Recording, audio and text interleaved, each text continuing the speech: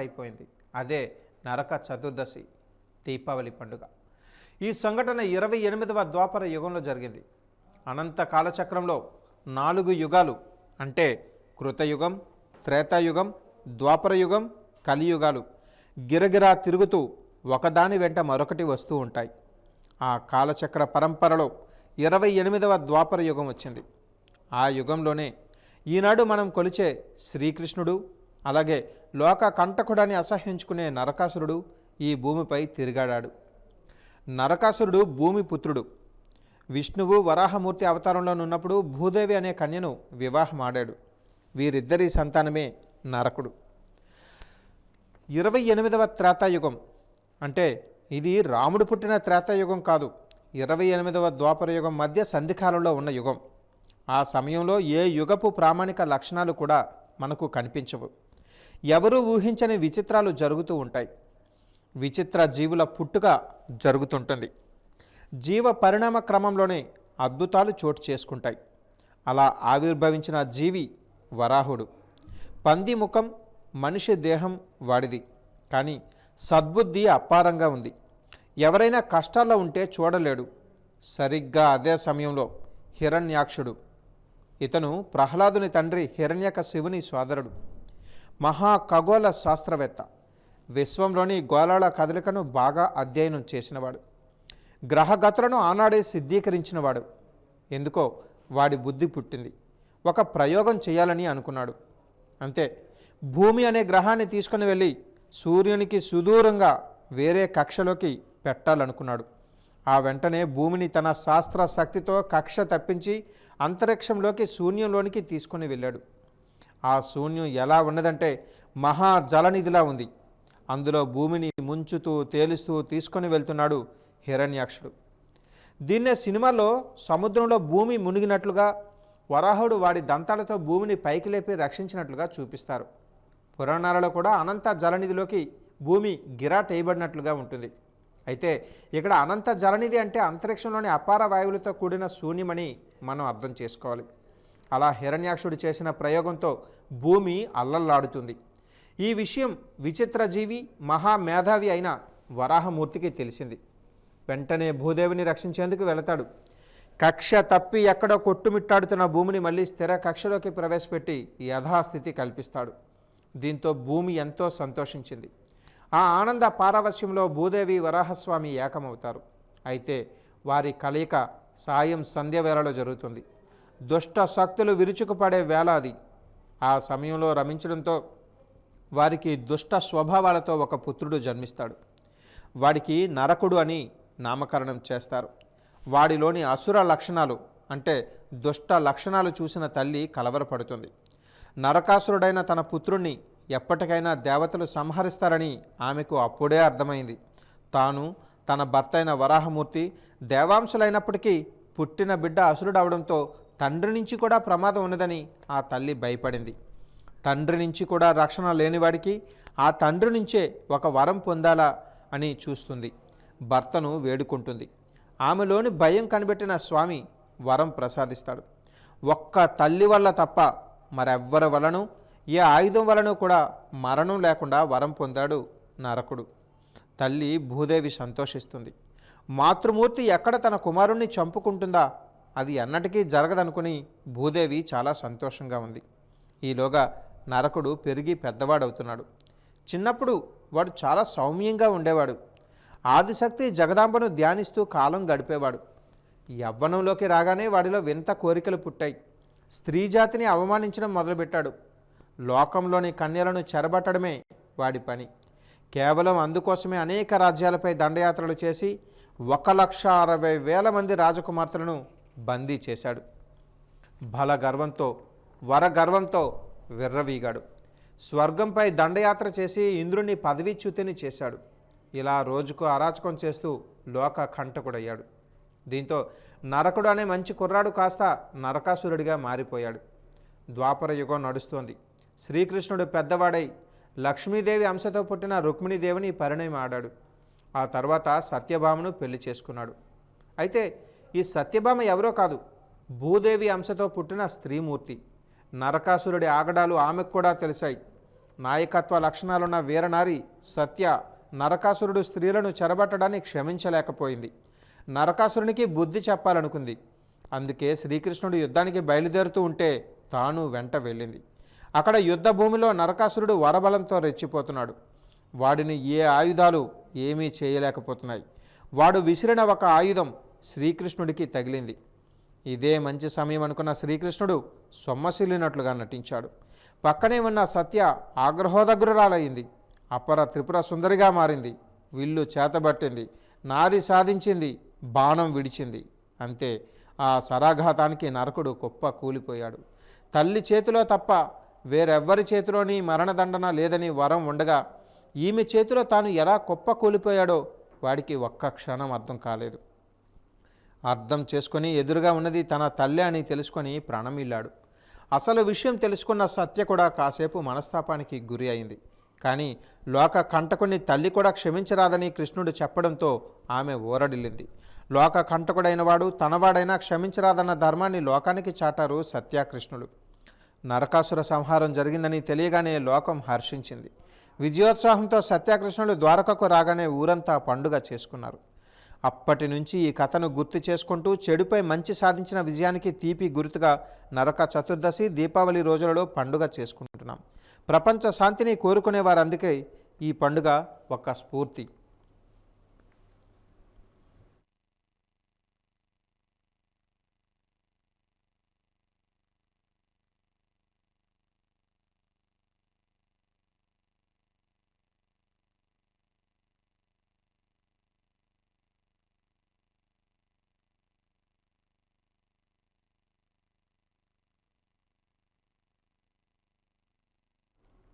జాతీయ గ్రంథాలయ వారోత్సవాలు జిల్లా గ్రంథాలయ సేవా సంఘం ఆధ్వర్యంలో శనివారం నిరాడంబరంగా సాగాయి. గురజాడ కేంద్ర గ్రంథాలయంలోనున్న గ్రంథాలయోద్యమ నాయకుల జయంతి రామలక్ష్మణమూర్తి విగ్రహానికి సంఘం అధ్యక్షులు నాలుగేసల రాజు, ప్రధాన కార్యదర్శి కె దయానంద్, వ్యవస్థాపక అధ్యక్షులు అబ్దుల్ రవూఫ్లు పూలమాలలు వేసి నివాళులు అర్పించి ప్రారంభించారు. ఈ సందర్భంగా వారు మాట్లాడుతూ ప్రతి ఏటా నవంబర్ 14వ తేదీ నుంచి 20వ తేదీ వరకు జాతీయ గ్రంథాలయ వారోత్సవాలు ఎంతో ఘనంగా నిర్వహించేవారని, ఈ ఏడాది కరోనా కారణంగా జాగ్రత్తలు పాటిస్తూ నిరాడంబరంగా చేస్తున్నట్లుగా తెలిపారు. దేశాభివృద్ధిలో గ్రంథాలయాల పాత్ర కీలకమని, గ్రంథాలయాలను ప్రజలకు చేరువ చేసేందుకు అయ్యంకి వెంకటరమణయ్య, పాతూరి నాగభూషణం, వెలగ వెంకటప్పయ్య లాంటి ఎంతోమంది మహనీయులు కృషి చేశారని అన్నారు. వారి స్ఫూర్తితో గ్రంథాలయ ఉద్యమాన్ని జిల్లాలో ముందుకు తీసుకుని వెళ్తున్నామని, ప్రస్తుతం యువత గ్రామాలలో గ్రంథాలయ ఏర్పాట్లకు స్వచ్ఛందంగా ముందుకు రావడం శుభ పరిణామని అన్నారు. ఈ వారం రోజుల పాటు జిల్లా కమిటీ, మండల కమిటీల ఆధ్వర్యంలో వివిధ కార్యక్రమాలు చేపట్టనున్నామని తెలిపారు. ఈ కార్యక్రమంలో శ్రీను, వాసు, నాయుడు తదితరులు పాల్గొన్నారు. మంచి నేస్తాలు అలా గ్రామాల్లో గ్రంథాలయాలు ఉండాలి. గ్రామాభివృద్ధి అనేది గ్రంథాల ద్వారా సాధ్యమని ఆనాటి అయ్యంకి వెంకటరమణ గారు కానీ, లేదా పాతూరు నాగభూషణ్ కానీ, లేకపోతే మన జయంతి రామలక్ష్మణమూర్తి కానీ, గారిచెల హరిసత్వం గారు కానీ ఎంతోమంది గ్రంథాల నాయకులు ఈ గ్రామాభివృద్ధి కోసం, ప్రజా చైతన్యం కోసం ఒక నిశ్శబ్ద విప్లవాన్ని తీసుకొచ్చే ఈ గ్రంథాలయం ఏర్పాటుకు ఎంతో కృషి చేశారు. వారి కృషి ఫలితంగానే ఈరోజు మన రాష్ట్రంలో, జిల్లాలో ఇన్ని గ్రంథాలయాలు ఉన్నాయి. ఆ గ్రంథాలయాల వ్యవస్థ మరింత దోహదపడడానికి, మరొకంత బలోపేతం అవడానికి, గ్రంథాలయాలు గ్రామాలు ఉండడానికి ఈ యొక్క జాతీయ గ్రంథాలయ వారోత్సవాలు ప్రతి ఏడాది నవంబర్ 14 నుంచి 20 వరకు నిర్వహణ జరుగుతుంది.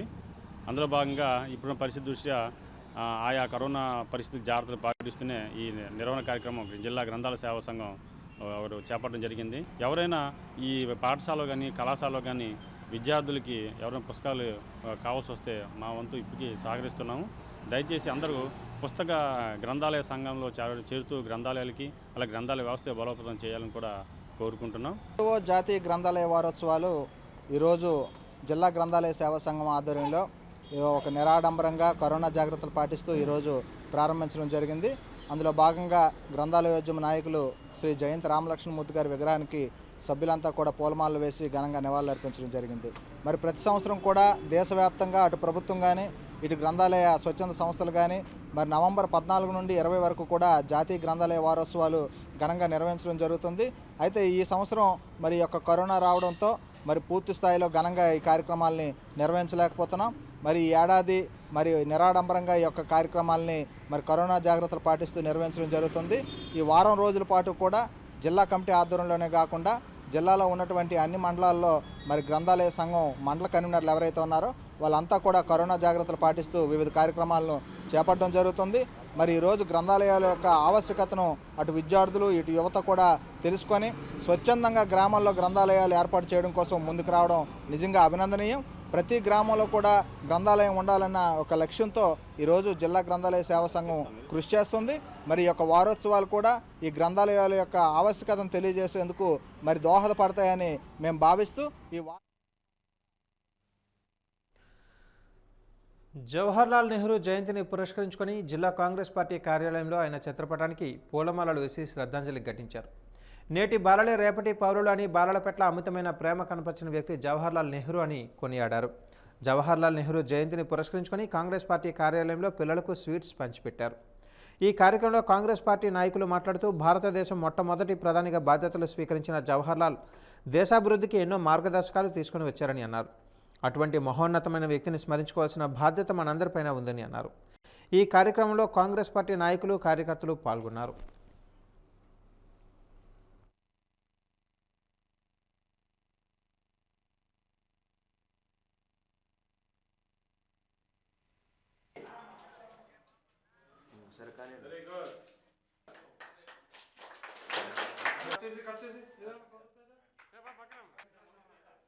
మరి జవహర్లాల్ నెహ్రూ స్వతంత్ర భారతదేశం కోసం అనేకసార్లు పలుమార్లు జైలుకి వెళ్ళడం జరిగింది. ఎన్నో ఉద్యమాల్లో కూడా పాల్గొనడం జరిగింది. అలాంటి మహానా వ్యక్తి ఈరోజు భారతదేశం అంతా కూడా చిల్డ్రన్స్ డేగా జరుపుకోవడం కార్యక్రమం చేపట్టడం జరుగుతుంది. మరి అందరూ తెలిసిన విషయమే. మరి ఆ రోజు స్వతంత్రం రాకముందు బ్రిటిష్ వారితో ఎన్నో ఉద్యమాలు పోరాడిన వ్యక్తి జవహర్లాల్ నెహ్రూ గారు ఆగస్టు 15, 1947లో భారతదేశానికి స్వతంత్రం తీసుకొచ్చిన తర్వాత భారత రాజ్యాంగ నిర్మాణం కూడా ఏర్పాటు చేసిన వ్యక్తి. అలాంటి మహానుభావుడు ఈరోజు చిల్డ్రన్స్ డేగా జరుపుకుంటున్నారు యావత్ భారతదేశం మీద. మరి 1947 ఆగస్టు 15 నుంచి కూడా మొదట ప్రధానమంత్రిగా మనందరికీ తెలిసిన విషయమే. 1947 నుంచి 1964గా ఎక్కువ కాలంగా ప్రధానమంత్రి చేసిన భారతదేశంలో మొదటి వ్యక్తిగా మనం గమనించడం జరిగింది. డాక్టర్ పివిజి రాజు గారి ఆశయ సాధనకు అందరూ కృషి చేయాలని ప్రముఖ న్యాయవాది ఎస్ఎస్విఆర్ఎం రాజు అన్నారు. ఈరోజు డాక్టర్ పివిజి రాజు గారి 25వ వర్ధంతి సందర్భంగా స్థానిక క్షత్రియ కళ్యాణ మండపంలో విజయనగరం జిల్లా క్షత్రియ పరిషత్ ఆధ్వర్యంలో వర్ధంతి కార్యక్రమం జరిగింది. డాక్టర్ పివిజి రాజు గారు ప్రతి క్షణం పేద ప్రజల సంక్షేమం కోసం ఆలోచన చేసేవారని, అందులో భాగంగా మాన్సాస్ ట్రస్ట్ కూడా ఏర్పాటు చేశారని గుర్తు చేశారు. విజయనగరాన్ని విద్యల నగరంగా మార్చడానికి పివిజి కృషి మరువలేమని అన్నారు. క్షత్రియ పరిషత్ ప్రధాన కార్యదర్శి రామరాజు మాట్లాడుతూ ప్రతి సంవత్సరం పివిజి గారి వర్ధంతి మరియు జయంతి సందర్భంగా లక్షలాది రూపాయలతో వృద్ధాప్య పెన్షన్లు, విద్యార్థులకు స్కాలర్షిప్లు ఇచ్చేవారని, ఇప్పుడు కరోనా కారణంగా కేవలం పరిషత్ సభ్యుల మధ్యలో ఈ కార్యక్రమం జరుపుకోవడం అవుతుందని అన్నారు. ఈ కార్యక్రమంలో క్షత్రియ పరిషత్ సభ్యులు కాంట్రాక్టర్ శివ, ఐవిపి రాజు, సాగి శివాజీరాజు, రామరాజు తదితరులు పాల్గొన్నారు.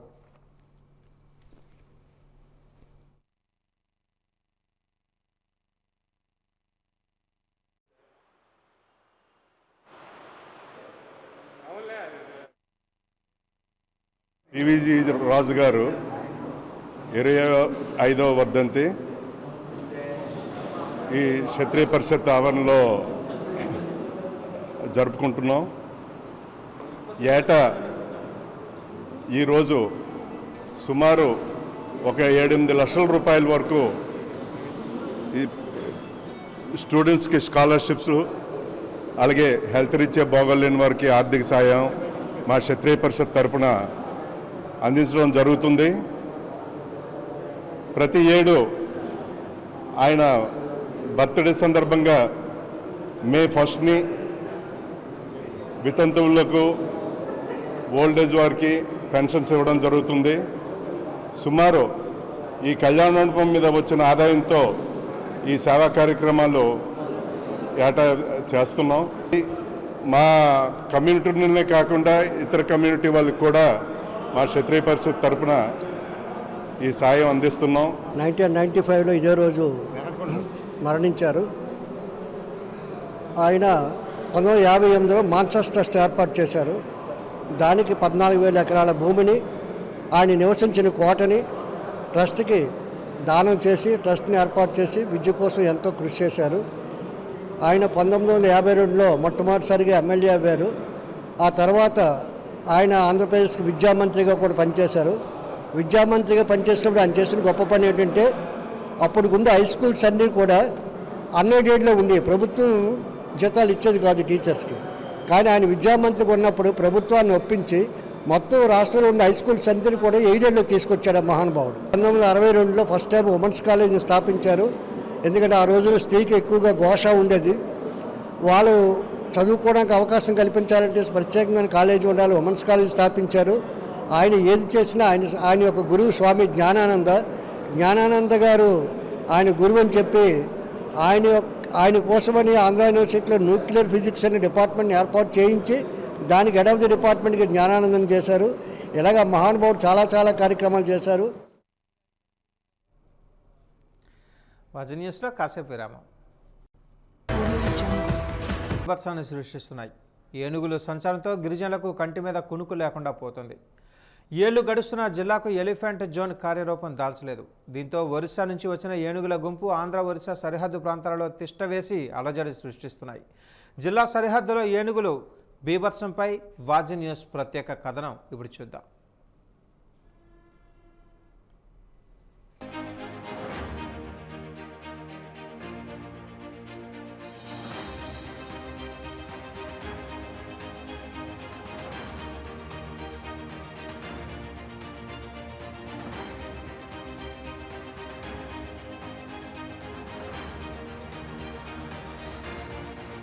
విజయనగరం సరిహద్దు ప్రాంతాలలోని గిరిజన తండాలలో నివసిస్తున్న గిరిజనులకు కర్రీరాజులు కంటి మీద కునుకు లేకుండా చేస్తున్నాయి.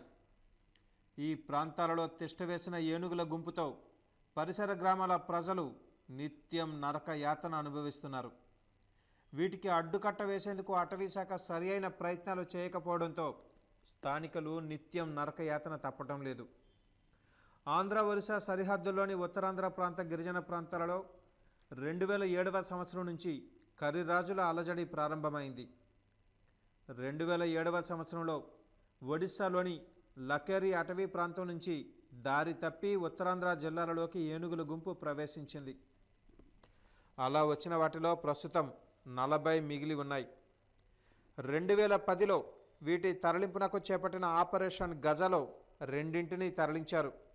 అనంతరం 2 శ్రీకాకుళం జిల్లా వీరఘట్టం మండలం కుంబిడి ఇచ్చాపురం వద్ద అనుమానాస్పదంగా మృతి చెందాయి. మరో ఏనుగు విద్యుత్ ఘాతంతో మృతి చెందింది. మరో ఏనుగు విజయనగరం జిల్లాలో గుమ్మలక్ష్మీపురం వద్ద గోతిలో పడి ప్రమాదవశాత్తు మృతి చెందింది. మిగిలిన 40 ఏనుగులను అటవీ ప్రాంతానికి తరలించడంతో సంబంధిత అధికారులు విఫలం అవుతూ ఉండడంతో అవి అడప దడప విజృంభిస్తున్నాయి. ఈ ఏనుగుల వల్ల ఏజెన్సీ గిరిజన గ్రామాలైన శ్రీకాకుళం విజయనగరం జిల్లాలో ఇప్పటి వరకు సుమారు 15 మంది మృత్యువాత పడ్డారు. 2008వ సంవత్సరం నుంచి ఇప్పటి వరకు సుమారు 500 ఎకరాలలో పంటలు ధ్వంసమయ్యాయి. వీటితో పాటు ఉద్యానవన చెరుకు పంటలు నాశనమయ్యాయి. అటవీ ప్రాంతం నుంచి తప్పిపోయిన ఏనుగుల గుంపు ఆహారం కోసమే మైదాన ప్రాంతాలకు వచ్చేశాయి. వీటికి రోజుకు కనీసం 3000 లీటర్ల నీరు అవసరం. కొండలపై ఓటగడ్డలు చెరువులు అంతరించిపోతున్నాయి. అడవులు అక్రమంగా నరికివేస్తున్నారు. అందువల్ల ఏనుగులకు సరియైన నీడ, నీరు, ఆహారం లభించటం లేదు. అందువల్ల అవి మైదాన ప్రాంతాలలో తిష్ట వేస్తున్నాయి. వేరొక వైపు గిరిజనుల కొండలపై చేస్తున్న పోడు వ్యవసాయం రోజు రోజుకు విస్తరిస్తోంది. వరి, మొక్కజొన్న, అరటి, పనస, చెరుకు వంటివి పండిస్తూ ఉండడంతో వీటి కోసం మైదాన ప్రాంతాలకు ఏనుగులు వస్తున్నాయి. గజరాజుల బాధిత గిరిజన గ్రామాల ప్రజలు బిక్కుమంటూ ప్రాణాలు అరచేతిలో పెట్టుకొని కాలం వెళ్లబుస్తున్నారు. ఇదే తరుణంలో ఉపాధికి దూరం అవుతున్నారు. పనుల కోసం పొలాలకు వెళ్లేందుకు భయపడుతున్నారు. 40 ఏనుగులు ఒకేసారి గుంపుగా దాడి చేసి విధ్వంసం సృష్టిస్తున్నాయి. ఆ తరుణంలో ఎదురైన వారిపై అమాంతం దాడి చేసి పొట్టన పెట్టుకుంటున్నాయి. ఉత్తరాంధ్ర జిల్లాలకు చేరిన ఏనుగుల గుంపు నుంచి ప్రజల రక్షణకు అటవీశాఖ రూపొందించిన ప్రతిపాదనలు ఏళ్ల తరబడి నానుతున్నాయి తప్ప కార్యరూపం దాల్చటం లేదు. ఒడిశా నుంచి వచ్చిన గుంపును తిరిగి వాటి స్థానానికి చేర్చే యత్నంలో భాగంగా ఒక ఏనుగు మృత్యువాత పడడంతో ఒడిశా ప్రభుత్వం కోర్టులో కేసు వేసింది. దీంతో తరలింపు ప్రక్రియ నిలిచిపోయింది. మన రాష్ట్రంలోని జంతు ప్రదర్శనశాలకు వీటిని తరలించేందుకు ప్రతిపాదించారు. అది ఫలితం ఇవ్వలేదు. ఏనుగులు సంచరించే ప్రాంతాలలో కందకాలు తవ్వడం ద్వారా సమీప మైదాన ప్రాంతాలకు చేరకుండా ఉండేందుకు చేసిన ప్రతిపాదన కార్యక్రమం కూడా కార్యరూపం దాల్చలేదు. దీన్ని గిరిజనులు వ్యతిరేకించడంతో పనులు నిలిచిపోయాయి. అటవీ శాఖ ఎలిఫెంట్ జోన్ను ప్రతిపాదించింది. కొంతమేర అటవీ ప్రాంతాన్ని ఎలిఫెంట్ కారిడార్గా ఏర్పాటు చేసేందుకు అప్పటి అధికారులు ప్రభుత్వానికి పంపిన ప్రతిపాదన కూడా కార్యరూపం దాల్చలేదు. ఏనుగుల గుంపు పర్యవేక్షణ కష్టతరంగా మారిన నేపథ్యంలో గతంలో రాష్ట్ర ఉన్నతాధికారులు మరో కొత్త ప్రతిపాదన చేశారు. ఏనుగుల శరీరంలో ప్రత్యేకమైన చిప్ను అమర్చడం ద్వారా వాటి గమనాన్ని సులభంగా గుర్తించవచ్చన్న ప్రతిపాదన కూడా అమలు కాలేదు. ప్రస్తుతం ఈ ఏనుగుల గుంపును అటవీ శాఖ ట్రాక్టర్ల పర్యవేక్షణలో ఉంచింది.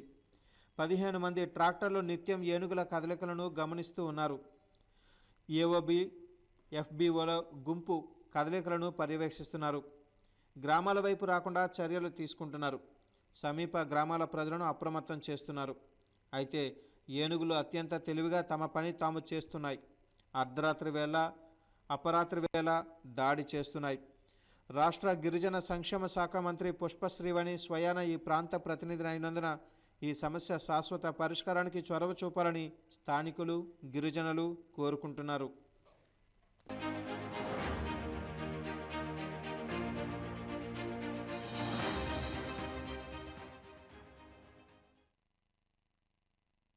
విద్యల నగరమైన విజయనగరంలో విద్యా సంస్థలను ఏర్పాటు చేసి ఎంతమందికి మెరుగైన నాణ్యమైన విద్యను అందించిన మాన్సాస్ వ్యవస్థాపకులు డాక్టర్ పివిజి రాజు 25వ వర్ధంతిని పురస్కరించుకొని పలువురు నివాళులర్పించారు. తన తండ్రి డాక్టర్ పివిజి రాజు వర్ధంతి సందర్భంగా కేంద్ర మాజీ మంత్రి పూసపాటి అశోక్ గజపతిరాజు కుటుంబ సమేతంగా ఆయన సమాధి వద్ద నివాళులర్పించారు.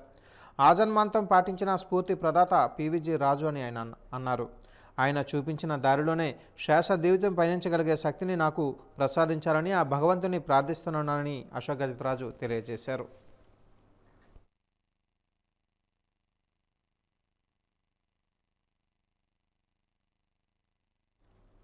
రాష్ట్ర ప్రభుత్వం హరిత దీపావళిని జరుపుకోవాలని, నిర్దేశిత సమయాల్లోనూ మాత్రమే దీపాలు వెలిగించి దీపావళిని జరుపుకోవాలని ఆదేశాలు జారీ చేసింది. కోవిడ్-19 విస్తృతమయ్యే ప్రమాదం ఉందని పలు ఆంక్షలు విధించింది. దీంతో ప్రజలలో అవగాహన కలిగి బాణాసంచా సామాన్లు కొనుగోలు చేయడానికి తక్కువ మొత్తంలో వస్తున్నారు. పట్టణంలోని కేఆర్పురం ప్రాంతంలో బాణాసంచా క్రయ విక్రయాలు ఎక్కువగా జరుగుతాయి. గతంతో పోల్చుకుంటే అసలు ఏడాది వీటి కొనుగోలు తగ్గింది. గతంలో రోడ్లన్నీ కిక్కిరిసి ఉండేవి, కానీ ఇప్పుడు అంత ట్రాఫిక్ సమస్య కూడా లేదు. హరిత దీపావళి కాన్సెప్ట్లో శబ్దం లేకుండా వెలుగుని ఇచ్చే క్రాకర్స్ను మాత్రమే వినియోగదారులు కొనుగోలు చేస్తున్నారు. సుదూర ప్రాంతాల నుంచి ఇక్కడికి వచ్చి కొనుగోలు చేసుకునేవారు, కానీ కోవిడ్-19 దృష్ట్యా దూర ప్రాంతాల నుంచి కూడా ఎవరూ రాలేదు. దీంతో అంతంత మాత్రంగానే విక్రయాలు జరిగాయి.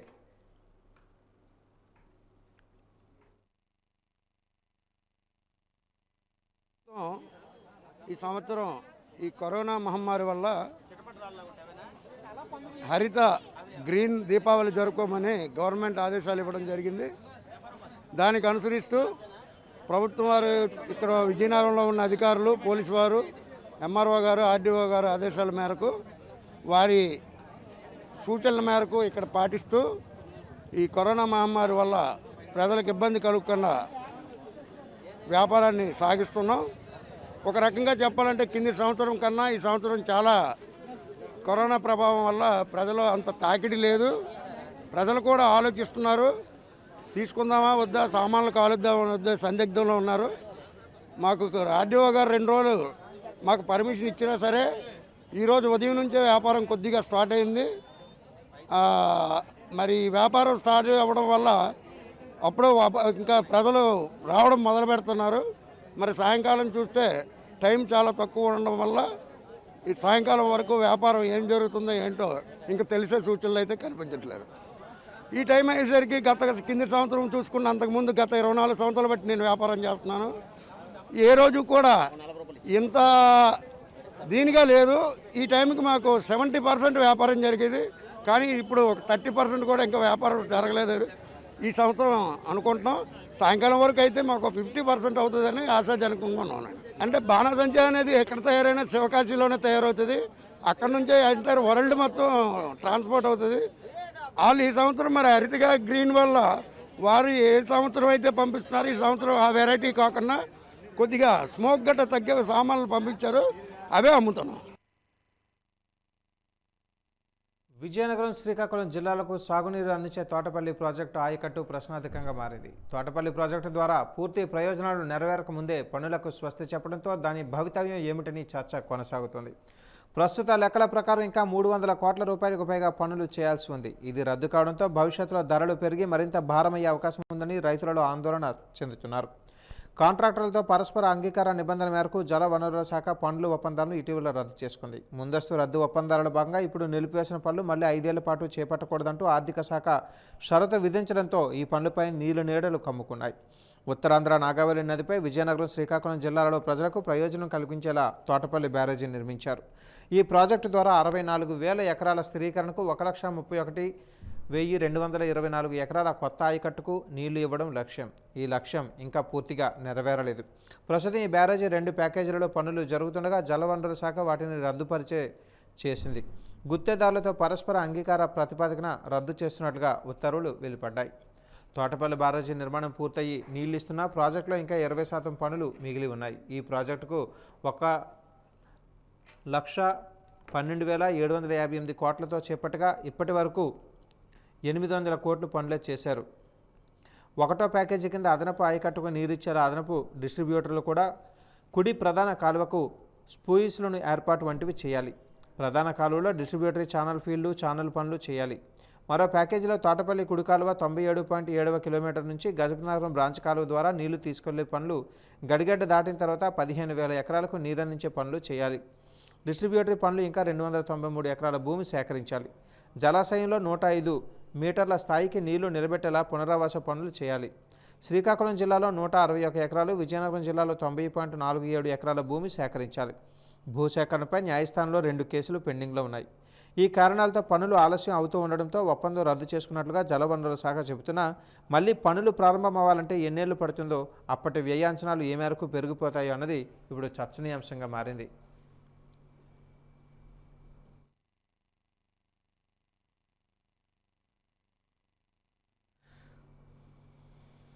వాజీ న్యూస్ ముగించే ముందు హెడ్లైన్ షో మరోసారి. విజయానికి తీపి గుర్తులుగా జరుపుకునేది దీపావళి పండుగ. దీపకాంతులతో భవిష్యత్తును ఆకాంక్షిస్తూ ప్రజలు ఆనందంగా జరుపుకోవాలి.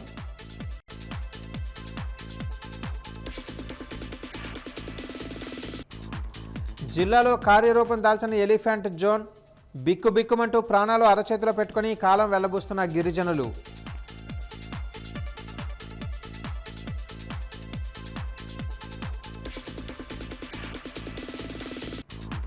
ప్రశ్నార్థకంగా మారిన తోటపల్లి ప్రాజెక్టు ఆయకట్టు. అర్ధాంతరంగా పనులు నిలుపుదలతో రైతులలో ఆందోళన.